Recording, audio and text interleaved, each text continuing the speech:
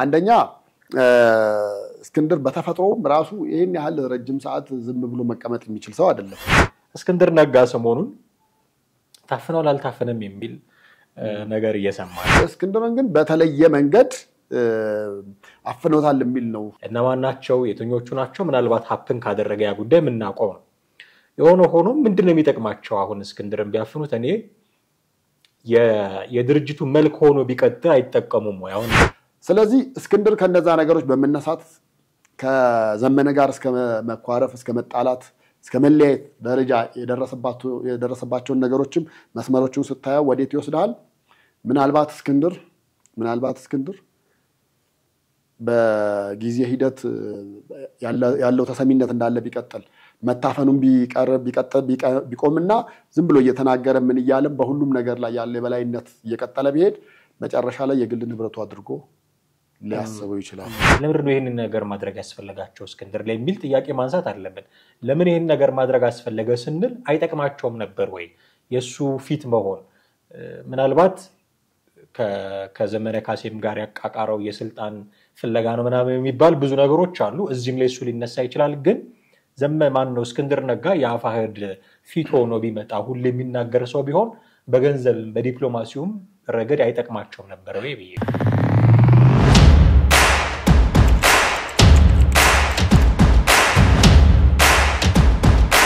ሰላም ጤና ይስጥልን ውድ ቤተሰቦቻችን እንዴት አላችሁ? ዘኢትዮጵያ ቻናላችንን እየተከታተላችሁ ነው። ቴዎድሮስ ካሳና ማደገፋ ከእናንተ ጋር ቆይታ እናደርጋለን። ወቅታዊ ፕሮግራማችን ነው። በዛሬው ፕሮግራማችን እንዲሁ በፋኖ መካከል እስክንድር ነጋ ታፍኗል አልታፈነም ድምጹ እንዳይሰማ የተደረገ ነው የሚሉ ድምጾች አሉ። እነዚህ ጉዳዮች እንዴት ናቸው የሚሉትን ጉዳዮች እናነሳለን። ከዛ በተጨማሪ ደግሞ ባለፈው ሳምንት መጨረሻ ላይ ዶቼ ቬለ የጀርመን ድምጽ ራዲዮ ፋኖ በርካታ ቦታዎችን ተቆጣጥሯል የሚል ዘገባ ሰርቶ ነበር። ለዚህ ምላሽ የሚሆን ደግሞ ከመንግስት ተሰጥቷል። ይሄንንም ለመቃኘት እንሞክራለን። ከቴዲ ጋር ሆነን ከናንተ ጋር ቆይታ እናደርጋለን። አብራችሁን ቆዩ። ቴዲ እንዴት ነህ? እንዴት ነህማ? ሰላም አለን። በመግቢያ ለማለት እንደሞከርኩት የዛሬው ዋነኛ ጉዳያችንም የሆነው እስክንድር ነጋ ይሆናል።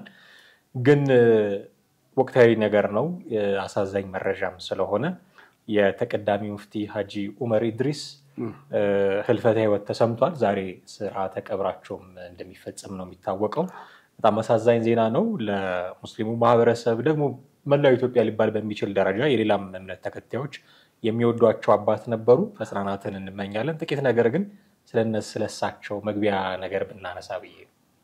መልካም እንግዲህ አንዳንድ ከእሳቸውን ህልፈት ተከትሎ የወጡ መረጃዎች እንደሚያሳዩት በ1929 ዓመተ ምህረት እንደተወለዱ ነው። እንግዲህ አሁን ወደ 89 ዓመታቸው ቢሆን ነው። እንግዲህ ወሎ ውስጥ እንደተወለዱ ለጋምቦ የሚባል አካባቢ እንዳደጉ የዛን ጊዜም ይሄ መንፈሳዊ ትምህርታቸውን የቁርአን ትምህርቱንም የጀመሩት ገና ልጅ እያሉ እንደሆነ ከአባታቸው ፈቃድ ጠይቀው ወጥተው ልክ በሌላ ማህበረሰብ ጋር ሆነው ከሌላ ማህበረሰብ ጋር በጉልበት አንዳንድ ስራዎችን እየሰሩ እንዳደጉ ከዛ በኋላ ትምህርታቸውን ለመቀጠል ስለፈለጉ የተሻለ ትምህርት ለማግኘት እዚህ አዲስ አበባ እንደመጡና ኑር መስጊድ የሚባለው አካባቢ እንደተማሩ ከዛ ባሻገር 50 የሚሆኑ መጽሐፍትን ጽፈዋል የተባለው ግን ለህትመት የበቃው አንዱ ነው የሚሉ መረጃዎች ወጥተዋል። እንግዲህ በአንተም እንዳነሳው ሁሉም ኢትዮጵያዊ ሃይማኖት ሳይለይ ፖለቲካ ሳይለይ ብሔር ሳይለይ በጣም የሚወዳቸው ታላቅ አባት ነበሩና እንግዲህ ህልፈታቸውን ተከትሎ በዚህ አጋጣሚ እኛም ሀዘናችንን እንገልጻለን።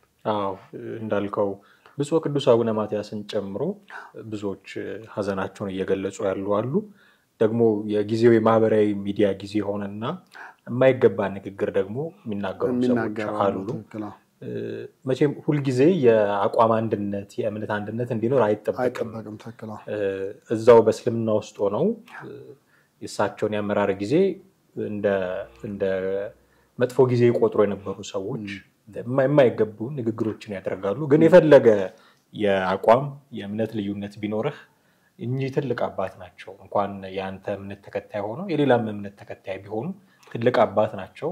ብዙ መልካም ነገሮችን የሚያደርጉ የነበሩ ሲመክሩ ሲናገሩ አንደበታቸው ደስ የሚል የሚናገሩበት መንገድ ደስ የሚል የሆነ አባታዊ ሞገስ ያላቸው ሰው ነበሩና በዚህ ደረጃ እሳቸውን እንደዚህ አድርጎ አቀሎ መናገርም አግባብ አይደለም። እንዲህ ብሏል ብሎ ለመናገር ሁሉ በሚያስቸግር ሁኔታ ነው የምንሰማቸው ድምጾች። አንድ አነጋጋሪ የነበረው ሌላው ነገር የሚቀበሩበት ቦታ ነው። አሁን ልጆችንም በሚያስተምሩበት ቦታ ቅጥር ግቢ ውስጥ እዛ እንዲቀበር ከተለያዩ ከንቲባዎችም ጋር ከዚህ በፊት ስምምነት ነበራቸው የሚሉ ነገሮችንም አንብቤ ያለው እና ዛሬ ሚሊኒየም አዳራሽ ከሚደረገው የሽኝት ፕሮግራም እና በኑር መስጊድም ደግሞ ከሚደረገው ጸሎት በኋላ 10 ሰዓት ላይ እዛ እንደሚያርፉ ነው የሚጠበቀው። እዛ ማረፋቸውን አስመልክቶ ትንሽ መነጋገሪያ የነበረው ነገር እሱ ነው። ሆኖ ተቀዳሚ ሙፍቲ ሀጂ ዑመር ኢድሪስ ከዚህ ዓለም ድካም አርፈዋል።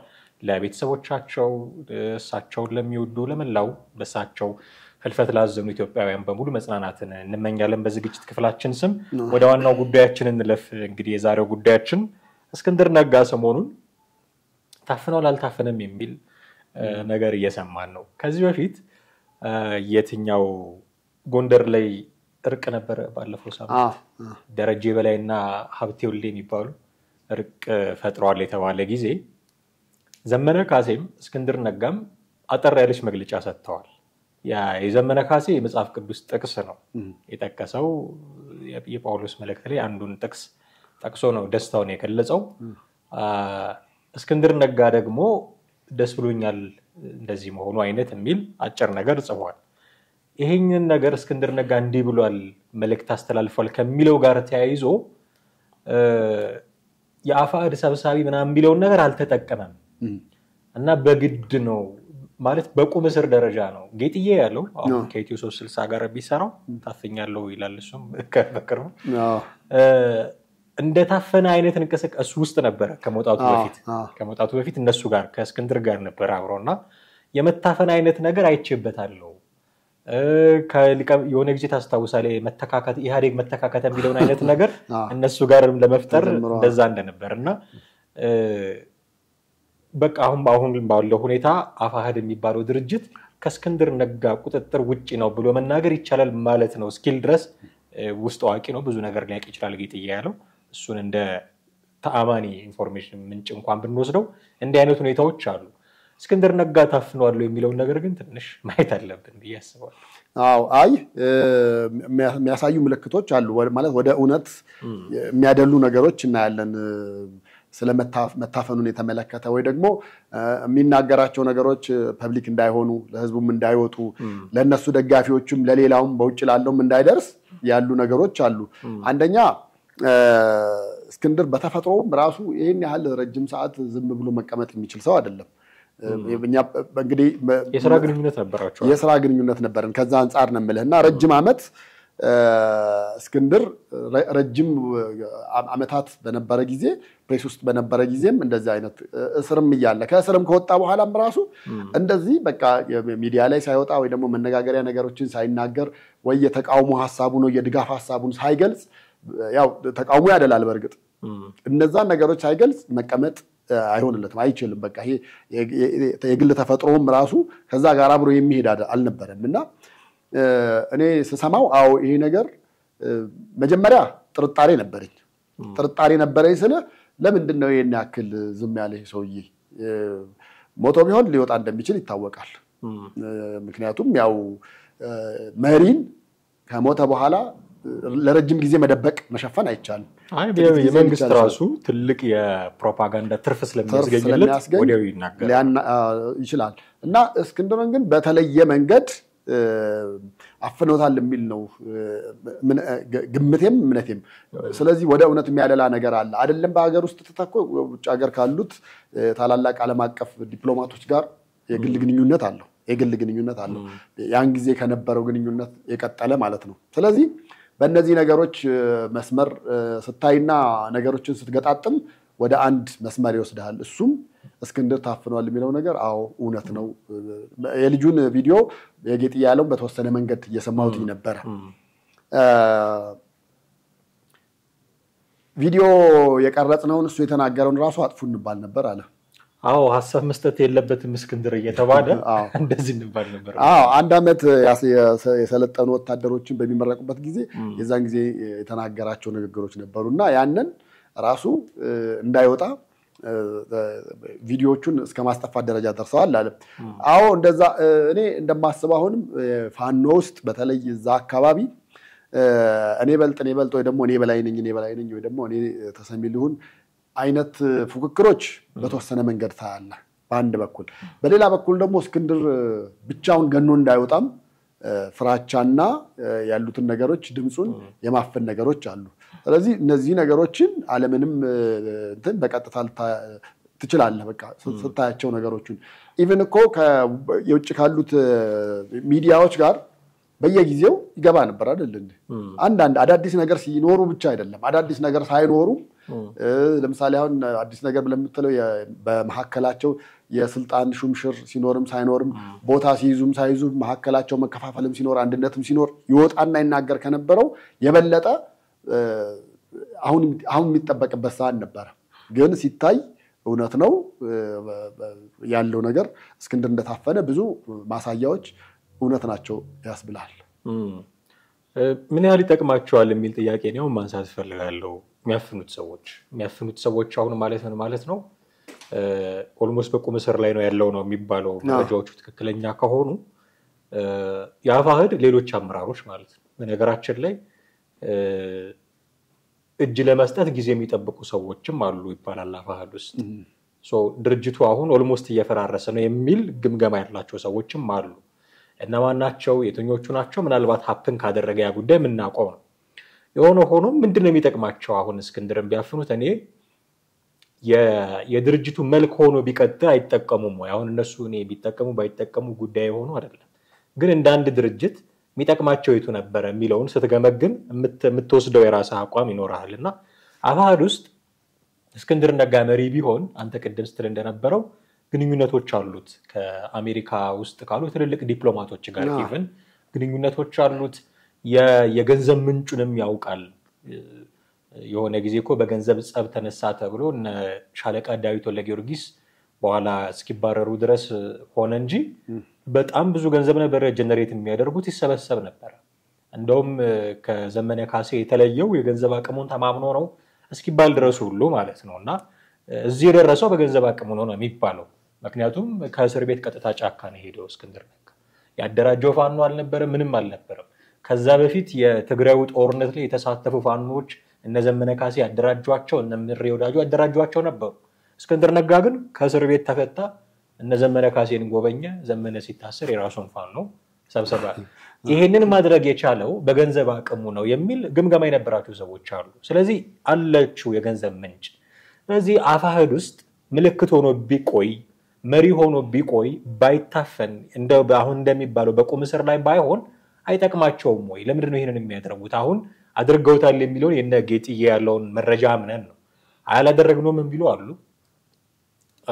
አልታፈንኩም ብሎ ሲናገር በጆሮ ያልሰማሁት ያው የሆነች ነገር ሲናገሩ እንደምታውቀው የስልክ የሚጠለፋል ይተካል ውጭ ያሉትም እንዲው አይቀመጡ የሚቀዷቸው ይለቃሉ። በዛ መንገድ የሰማነው ከራሱ አንደበት የሰማነው የለም። ግን እንደዚህ ያልሆነም ብሎ አለ ደግሞ ብለው የሚናገሩ ሰከንዳሪ ኢንፎርሜሽኖችም ደግሞ አሉ። ስለዚህ በርግጥ ትክክሉን ማወቅ ባይቻልም የጌጥዬ ያለውን ግን እንደ ኢንሳይደር ውስጥ እንደ ውስጥ አዋቂ እሱን ነው ከሌሎቹ የተሻለ ሰማው ክሬዲብል ነው የምንለው መረጃ ያለው እሱ ጋር ነው ብዬ አምናለሁ። አብሯቸው እንደታገለ አብሯቸው እንደወጣ እንደገባ ሰው እሱ ጋር የሆነ እውነት ሊኖር ይችላል። የእሱን እውነት ይዘን ካወራን ለምን ነው ይሄንን ነገር ማድረግ ያስፈልጋቸው እስክንድር ላይ የሚል ጥያቄ ማንሳት አለብን። ለምን ይሄን ነገር ማድረግ አስፈለገ ስንል አይጠቅማቸውም ነበር ወይ የሱ ፊት መሆን? ምናልባት ከዘመነ ካሴም ጋር ያቃቃረው የስልጣን ፍለጋ ነው ምናምን የሚባል ብዙ ነገሮች አሉ። እዚህም ላይ እሱ ሊነሳ ይችላል። ግን ማን ነው እስክንድር ነጋ የአፋህድ ፊት ሆኖ ቢመጣ ሁሉ የሚናገር ሰው ቢሆን በገንዘብ በዲፕሎማሲውም ረገድ አይጠቅማቸውም ነበር ወይ ብዬ ነው። በዲፕሎማሲው ረገድ እንዳልከው በጣም ከፍተኛ ጥቅም ሊሰጣቸው ይችላል።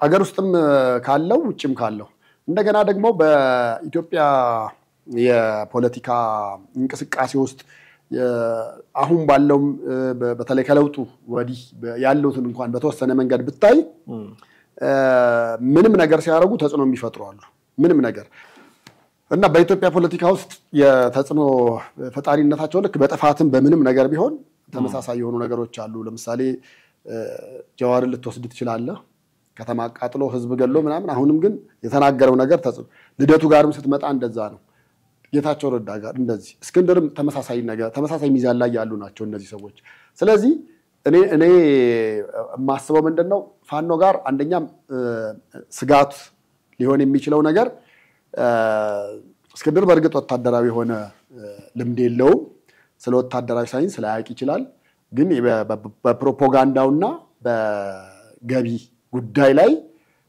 አፋህድን ሌሎቹንም ሳይቀር እንደውም ተሸክሞ የኖረው እሱ ነው ማለት ትችላለህ ውጭ ያሉት የበለጠ አመኔታ ያላቸውም የሚረዱትም እስክንድርን እንደሆነ የበለጠ ይታወቃል ስለዚህ እስክንድር ከነዛ ነገሮች በመነሳት ከዘመነ ጋር እስከ መኳረፍ እስከ መጣላት እስከ መለያየት ደረጃ የደረሰባቸው ነገሮችም መስመሮቹን ስታየው ወዴት ይወስዳል ምናልባት እስክንድር በጊዜ ሂደት ያለው ተሰሚነት እንዳለ ቢቀጥል መታፈኑን ቢቆምና ዝም ብሎ እየተናገረ ምን ይያለም በሁሉም ነገር ላይ ያለ በላይነት እየቀጠለ ቢሄድ መጨረሻ ላይ የግል ንብረቱ አድርጎ ሊያስበው ይችላል ስለዚህ እንደዛ ከመሆኑ በፊት እና ድናው አይነት ነገር ይመስላል በሱ ላይ ያሉ ጫናዎችን በሱ ላይ ያሉ መታፈኖችን ስታየው በአንድ በኩል እሱ ነው በሌላም በኩል አሳማኝ የሆኑ ነገሮች አሉ ቀደም አንተ እንዳነሳው የስልክ መስመሮች ሁሉ የተጠለፉ ናቸው በአገር ውስጥም በውጭም ያሉት ሙሉ እንቅስቃሴ በሌላም በኩል ደግሞ ለራስ ደህንነት ነው ተብሎ ሊባል ይችላል ለራስ ደህንነት ነው ከስልክም ጋር አትገናኝ ያው እንግዲህ መንግስታችን ድሮንም ምንም ስላለው ማንኛውንም ነገር ሊቆጣጠር የሚችልበት ሜካኒዝም ይኖራል ከነዛ ነገሮች አንፃር በመነሳት ነው በያስባለው እና አሁን ዝም ብለህ ለቀው እስክንድርን እንደፈለገ ይሁን ያውጩንም ያገር ውስጥንም የፕሮፓጋንዳውንም ነገር ሙሉ ለሙሉ ኃላፊነት ለሱ ከሰጣው መጨረሻ ላይ ቀይ ስህተት ሊፈጠርም ይችላል ስለዚህ ከነዛ ነገሮች አንፃር ምናልባት ፖለቲካ ውስጥና ወታደራዊ ነገር ውስጥ በተለይ ጦርነት ላይ ስትመጣ ከምትተነተናቸው ነገሮች መካከል አንዱ ይሄ ነው ባለፈው ሳምንት አንድ ሶሻል ሚዲያ ላይ ያነበብኳት አንድ መስመር ምን ትላለች መሰለህ የደብረጽዮንን ፎቶ ነው የተቀመጠውና በትግራዩ ጦርነት ምንም አይነት ነገር ክፉ ያልተናገረ ሰው ተብሎ ደብረጽዮን ወጣል አስበው ጌታቸው ግን ምን ሲል ነበር በየዕለቱ እሱ ነበር አይደለ አየህ አሁን ከትግራዩ ጦርነትና ከጌታቸው ረዳ ከፋኖ ጦርነትና ከእስክንድር ነጋ ከዛኛው የተወሰደ ትምህርት እዚህኛው ላይ አፕላይ ያደረጉት ያለ ነገር እንደሆነ አርጌ ነው ማስበው ምክንያቱም እነዚህ ያሉ ነገሮች ያው ጦርነት ላይ ስትሆን በቴክኒክና ታክቲክ ሁለቱን አንድ ላይ አድርገህ ነው እንጂ አንዱን ብቻ ይዘህ ልትቀጥለው ልትሄድ ልታሸንፍ የድል ባለቤት ልትሆን አትችልም ስለዚህ አንደኛው ነገር ምናልባት እስክንድርን ሆልድ ማድረግ ሊሆን ይችላል እንግዲህ ወይሱ እንደተባለው ሞቶ እስኪናገር እንደ ድሮ አይነት ቢሆን ኖሮ በደብዳቤም ተጽፎ ይገለጽ ነበር አሁን ቴክኖሎጂው እጅ ላይ ነው ያም ደግሞ ቴክኖሎጂው እጅ ላይ ሆኖ ጥሩ የመሆኑን ያክል ደግሞ ለአደጋም የበለጠ ያጋልጣልና በዛ ይሆናል ፊት ያላደረጉት ወይ ደግሞ ከፊት እንዲመጣ ያላደረጉት ብዬ ነው ማስበው ከዚህ ጀርባ ግን የነ ዘመነ ካሴ ሴራ ደግሞ አለበት የሚል ትንተና ያላቸው ሰዎች ደግሞ አሉ ለዚህ ትልቁ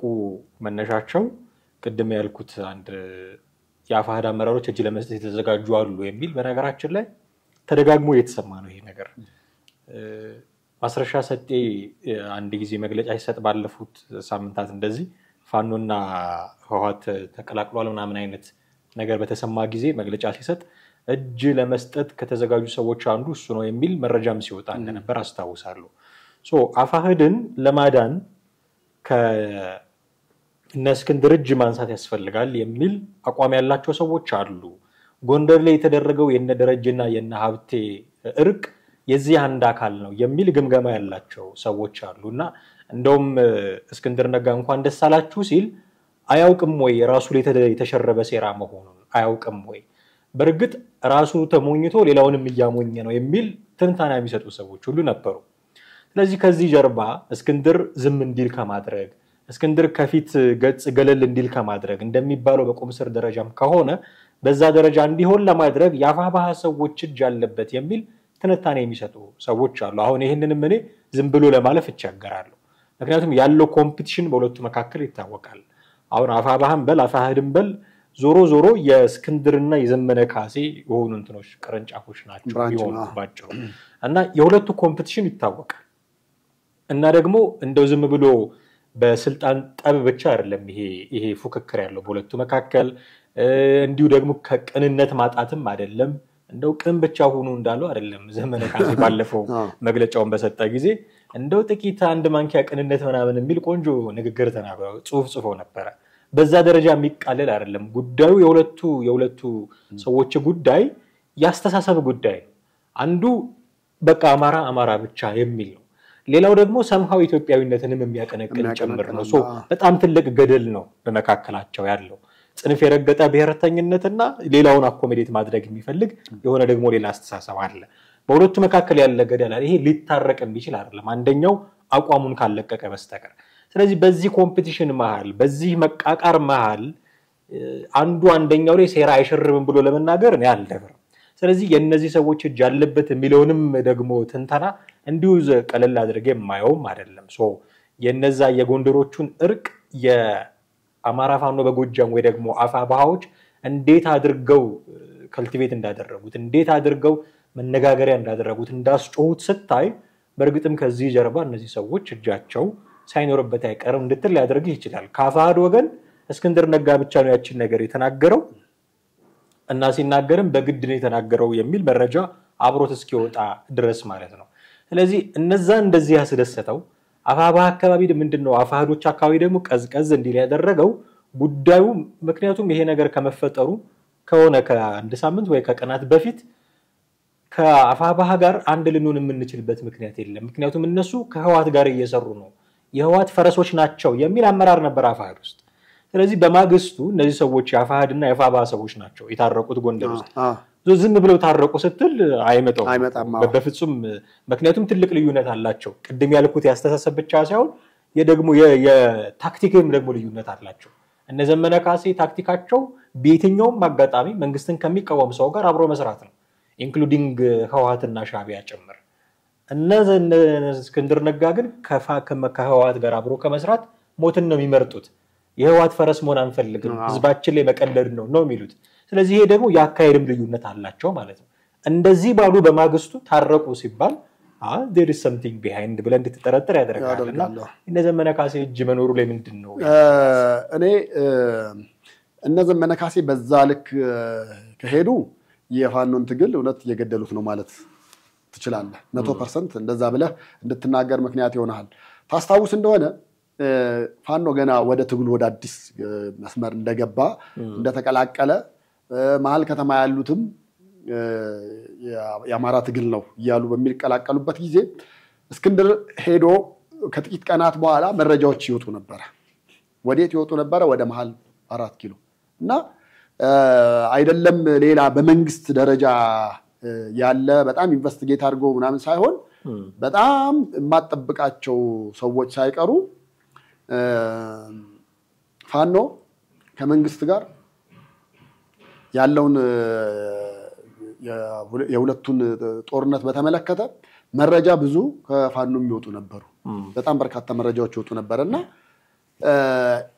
በኋላ ፋኖ መሃል እነዚህ እንዳሁኑ 4-5 ቦታ ሳይከፋፈሉ ፊት አንድ ላይ እንደዛ እንዳሉ ይሄ ነገር ምንድነው? በቃ ከዚህ በኋላ የሚመጡትን መቀበል የለብንም ወይ ደግሞ የሚመጡትን በቂ ፍተሻ ተደርጎ ነው እንጂ ወደ ትግል ውስጥ እንዲገቡ ማድረግ የለብንም የሚል ነገር መሐከላቸው በጣም ተነሳ።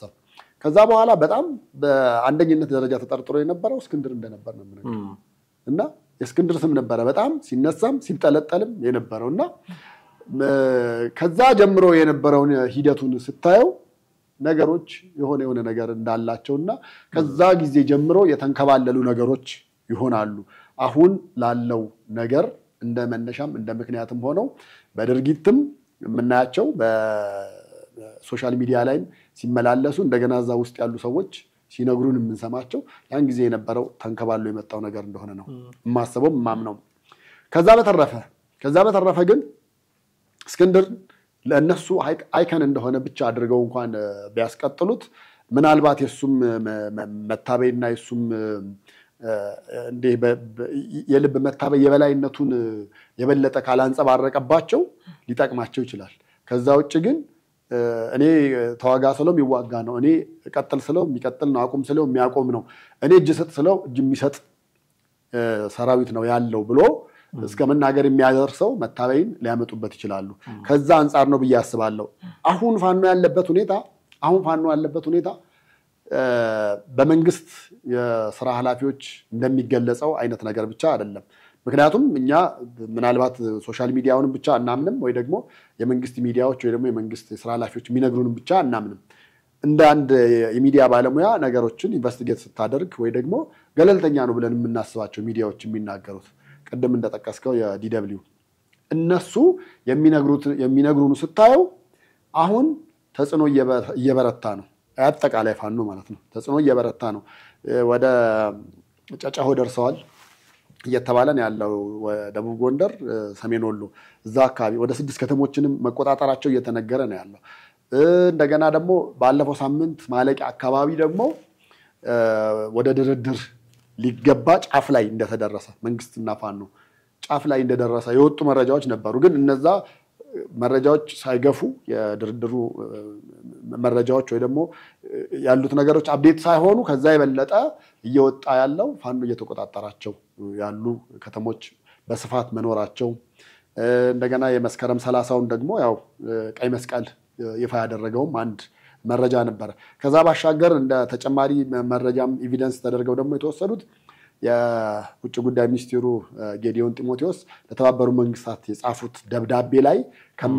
ከሚያትቱት ነገሮች አንደኛው የፋኖ ከሌላ ኃይል ጋር በመሆን መንግስት ላይና አገሪቱ ላይ ጫና ያሳደረ እንደሆነ የሚያሳዩ መረጃዎች እየወጡ ነው ያሉት እነዚህ ነገሮች ስትደማምራቸው ፋኖ በተወሰነ መንገድ በፊት ከነበረበት አንድ ወደፊት ሁለት ወደፊት ሶስት ወደፊት ያለ እየተራመደ እንደሆነ ነው በፊት በነበረው አንድ ወደፊት ሁለት ወደ ኋላ አይነት ነገር ነበር ሄዷል የት ሊደርስ ነው በሚባልበት ሰዓት እንደገና ወደ ኋላ ታይ ነበር አሁን ያለው ግን ወደፊት እየመጣ ነው ወደፊት ከመጣ ደግሞ አንድ ነገር ሊሆን የሚችለው ከመንግስት ጋር ድርድር ሊኖር ይችላል በሚኖረው ድርድር ደግሞ ፋኖ የጠየቃቸው ጥያቄዎች ምላሽ ሊያገኙ የሚችሉበት ሁኔታም ያሳያል ምናልባት የኮሙኒኬሽን ጉዳይ ሚኒስተር ዴኤታው የተናገሩት ነገር ነበር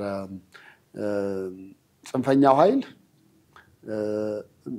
ጸብጭሮ ደግሞ የሆነ ቦታ ተንኮሳ ፈጽሞ ከመሄድ የዘለለ ፓወር የለውም ወይ ደግሞ ኃይል የለውም የሚል ያው የመንግስት የሥራ ኃላፊ ስለሆኑ ከዚህ የበለጠ ንግግር ከሳቸው የሚጠበቅም አይደለም የመጣ ነው የገፋ ነው ምናምን የሚል አንጠብቅም ማንንም እንደማይጠብቅ ነው ከነዛኞቹስ ወደ ኋላ እየሄድን ነው እንዲሉ ይጠበቃል እነሱም እየገፋን ነው እንዲሉ ነው የሚጠበቀው አዎ ግን ደግሞ መታየው ተሰማቸው ዝም ብለህ ትገጣጥማቸዋለህ ከዛ በኋላ ደግሞ እውነታውን የበለጠ ሊያስረዳ ወደሚችለው ነገር ነው የምትሄደው ከዛ አንፃር ስናየው ፋኖ እየሄደ ያለበት መስመር አለ ያ ሚንስ ምንድነው በፊት ከነበሩት ከተሞች ሌሎች ከተሞችን የመቆጣጠር ወረዳዎችን በተለይ እነዛን የመቆጣጠር ነገር አለ ስለዚህ እነዛ ነገሮች ሲመጡና የመንግስትም የመደራደሩ ፍላጎት ከፍ ያለ ሲመጣ በመሃል ላይ ጥያቄው ሊመለስ ይችላል ግን እንደዛም ቢሆን በፊት ምንለው እንደነበረው ፋኖ በተለያየ ቦታ ተበታትኖ ያለ ነው አንደኛ ሁለተኛ ደግሞ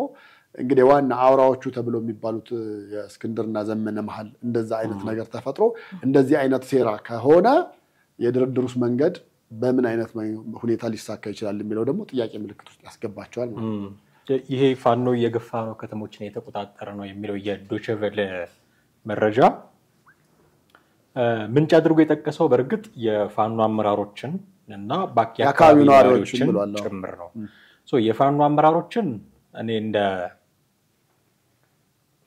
እንደ ትክክለኛ ምንጭ አልወስድ ምክንያቱም ማንኛውም ጦርነት ላይ ያለ አካል እየተሸነፈ ነው ስለማይ መከላከያ ሰራዊት አባላት እየተሸነፉ ብትጠይቃቸው ስልታዊ ማፈግፈግ እያደረግን ነው እንደዚህ ነው ሊሉ የሚችሉት በተቃራኒው እንደዛ ምናልባት የአካባቢ ነዋሪዎች የሚለው የመረጃ ምንጭ ሞር ተአማኒነት ይችላል ነገር ግን መቼም አሁን በዚህ ወሎ ላይ ተደረገ በተባለው ጦርነት በጣም መነጋገሪያ ከነበሩት ነገሮች አንዱ ፋኖ ጋሸናን ተቆጣጠረ የሚል ነበር አሁን ጋሸና ላይ ነው ወይ ፋኖ የሚል ጥያቄ ደግሞ ማንሳት ያስፈልጋል። አባረሪያቸዋለሁ ከዚያ አስወግጃቸዋለሁ የሚል የመንግስት መግለጫ አልሰማንም፣ ኦፊሻል መግለጫ። ፋኖች ራሳቸው ግን እዛ አካባቢ የተፈጠረ ነገር ስላለ ለጊዜው መውጣት አስፈልጉናል ብለው ለጥፈው መውጣታቸውን ገልጸዋል። የሉም ማለት ነው ጋሸና። የሆነ ቦታ ገብተዋል ማለት ተቆጣጥረዋል ማለት ነው ወይ የሚል ትንታኔ ደግሞ የሚሰጡ ሰዎች አሉ። ስለዚህ በዚህ ደረጃ መንግስት ላይ ጫና እያሳደሩ ነው ወይ እርግጠኛ አይደለሁም። አንድ ማሳያ አድርግ ያመጣው ጥሩ ነጥብ ድርድር ነው።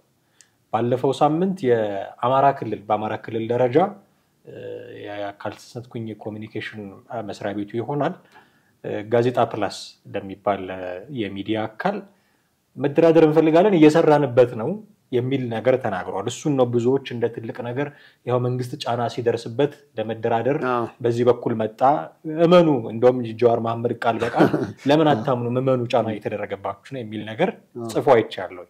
መንግስት ግን ከዛ በፊትም እንደራደር ነበር ጋይስ። ይሄንን መዘንጋት ደግሞ የለብንም። ሁሉ ጊዜ የትኛውም የመንግስት ኃላፊ በአማራ ክልልም ደረጃ ይሁን በፌደራል መንግስት ደረጃ ሚዲያ ላይ በወጡ ቁጥር እንደውም እነዚህ ሰዎች ውሸታቸውን ነው እንደራደር የሚሉት ውሸታቸውን ነው ጊዜ ለመግዛት ነው ወይ ደግሞ በትክክል መደራደር ፈልገው አይደለም እስኪባል ድረስ ነበር እንደራደራለን የሚሉት። ያኔ እንደራደራለን ሲሉና አሁን እንደራደራለን ሲሉ በመሐሉ ምን መጣ? አሁን ወሎ አካባቢ ተፈጠረች የተባለችው ነገር አስገድዳቸው ነው ካልን እንደራደር ያሉት ያኔ ማን አስገድዷቸው ነው? ያኔ ማለት ገና ፋኖ በሁለት እግሩ ሳይቆም ማለት ነው። ያኔ ማለት እንደው ክረምት እስኪገባ ድረስ እንታገሳለን ይሉ ነበር ታውቃለህ። ድሮን አትንቀሳቀስም የሚል እኔ ሳይንቲፊካል ይሁን ነገር እርግጠኛ አይደለሁም። ደመና ይጋርዳታልና አሁን በጨለማ መዋጋት እንችላለን የሚባልበት የቴክኖሎጂ አቅም ላይ ተደርሷል በመንግስት ደረጃ። ሪሊ ደመና ይከልላታል ወይ እርግጠኛ አይደለሁም እኔ በሱ። ግን እንዲህ አይነት አንደርስታንዲንጎች አሉ። ህወሓትም አካባቢ እንደዚህ ነበር። ክረምት ሲሆን የሚበረቱ ይመስሉ ነበር። ይሄ ምንድነው ሲባል የአየር ኃይሉ ጥቃቱን ብዙ ያደርግ ይቀንሳል አይመቸውም የአየር ሁኔታው በሚል ምን ያህል ሳይንቲፊክ ነው ምን ያህል ወታደራዊ ሳይንስ ይሄን ይደግፋል እርግጠኛ አይደለሁም። የዛ ባለሙያዎች የሚመልሱት ነገር ነው። እንደዚህ አይነት እድል ከማግኘቱ በፊት ፋኖ በረጅሙ የበጋ ወቅት መንግስት ብርቱ ክንዱን ሲያሳርፍበት እንኳን እንደራደር ይል ነበር። እንደራደር ሲል እነማን ናቸው? እናሰግድ እጅ በሰጡ ሰሞን እንደራደር ይል ነበር። እርስ በርሳቸው ተተኳክሶም ይገዳደሉ በነበረበት ጊዜ ፋኖ መንግስት እንደራደር ይል ነበር።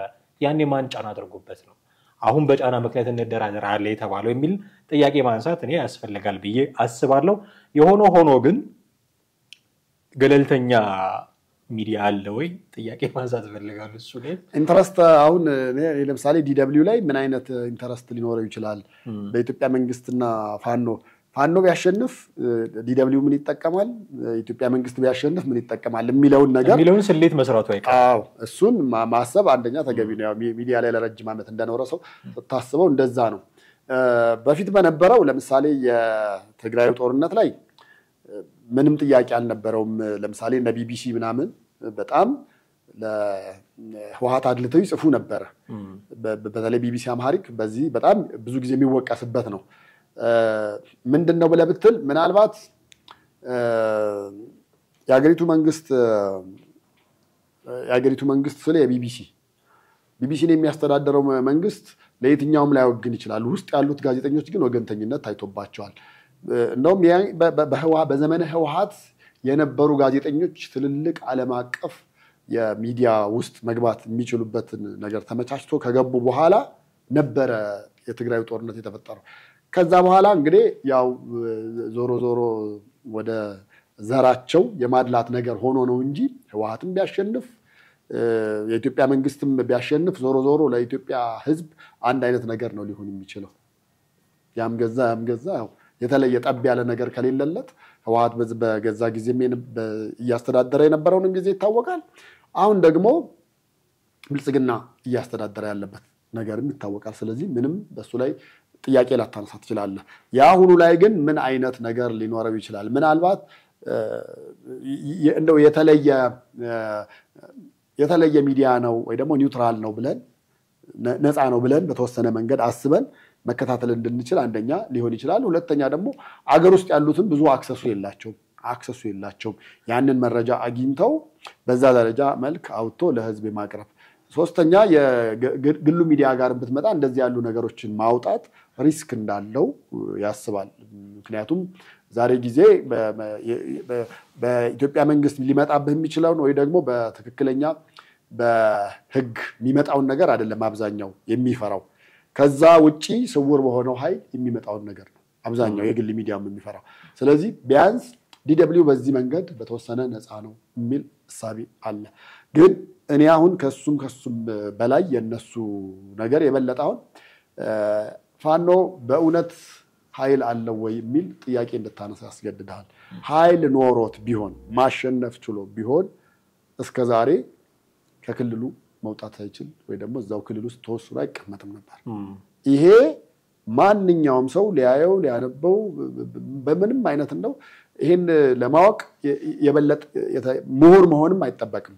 የፖለቲካ አናሊሲስ እንደሚሰጥ ትንታኔ ሰጭነትም አይጠይቅም ወይ ደግሞ የወታደራዊ ጀነራል ምንም አይጠይቅም። በቃ ያላሸነፈው ማሸነፍ ስላልቻለ ነው ከክልሉ መውጣት አልቻለም። በቃ ያንን ነው ልታነሳ የምትችለው።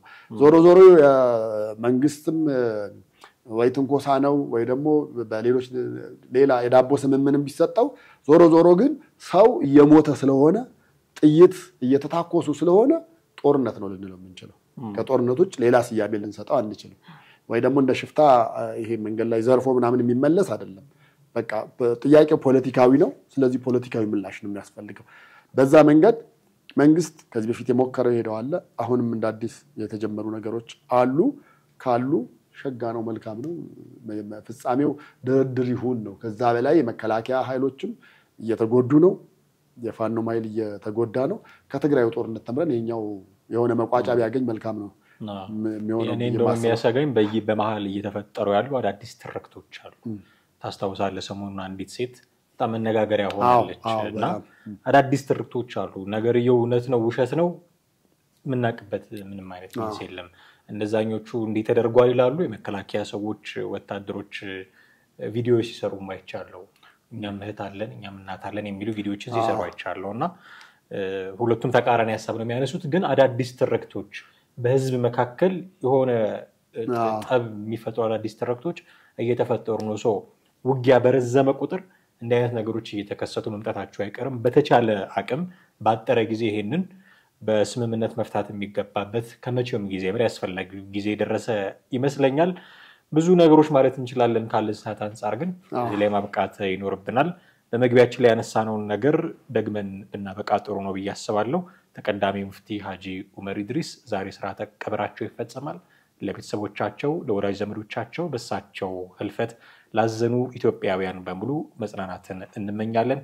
የዛሬው ፕሮግራማችንን እዚህ ላይ እናበቃለን። ቴዎድሮስ ካሳና ማህደገፋ ነበርን። ሐሳብና አስተያየቶቻችሁን በየትኛውም መንገድ እንደተለመደው ልታደርሱን ትችላላችሁ። ጤና ይስጥልን።